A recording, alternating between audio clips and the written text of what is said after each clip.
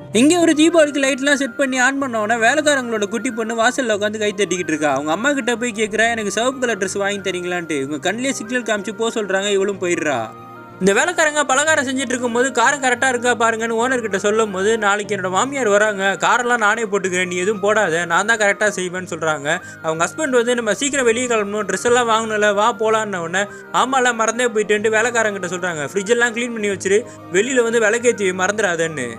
அவங்களும் கிளம்பிட்டு வந்து, எங்களுக்கு கொஞ்சம் வேலை இருக்குது, நாங்கள் போயிட்டு வந்துடுறோம், தீபாவளிக்கு வீடே சுத்தமாக இருக்கணும், நீ க்ளீன் பண்ணி வையின்னு சொல்லிட்டு கிளம்புறாங்க. இவங்களுக்கோ போகணும் போல இருக்குது. சரி மேடம்னு ஆனால் சொல்லிடுறாங்க. காரில் ஏறினதுக்கப்புறம் புருஷன் சொல்கிறாரு, அவங்களுக்கு கிளம்பணும் போல இருக்குது, எப்படி பார்த்தாங்க பார்த்தியான்னு கேட்டால், அவங்க இங்கே இருந்தால் தானே நம்மளோட வேலையெல்லாம் கரெக்டாக முடிக்க முடியும்னு சொல்லிட்டு 2 பேரும் காரில் கிளம்புறாங்க. இவங்களும் வீட்டை சுத்தம் பண்ணிட்டு வெயிட் பண்ணிட்டு இருக்கும்போது ஓனர் ஃபோன் பண்ணி சொல்கிறாங்க, நீ இப்போ வீட்டுக்கு கிளம்பு, நாங்கள் வர ஒரு 15 நிமிஷம் ஆகும், நாங்கள் பார்த்துக்குறோன்னு சொல்லிட்டு. இவங்களும் குழந்தைய தூக்கிட்டு கிளம்பி போயிட்டே இருக்காங்க. நாளைக்கு தீபாவளியில் உனக்கு பிடிச்ச ட்ரெஸ் எல்லாம் நம்ம வாங்கலாம், பட்டாசுலாம் வாங்கலாம்னு சொல்லி ஆசையாக வீட்டுக்கு போகிறாங்க. வீட்டுக்கு போய் லைட்டை போட்டால் வீடு வாசல் ஃபுல்லாக ஒரே கலர் லைட்டாக இருக்குது. இவங்க ஓனராக அவங்க ஹஸ்பண்டும் வந்து சர்ப்ரைஸ் பண்ணி ஹாப்பி தீபாவளின்னு சொல்கிறாங்க.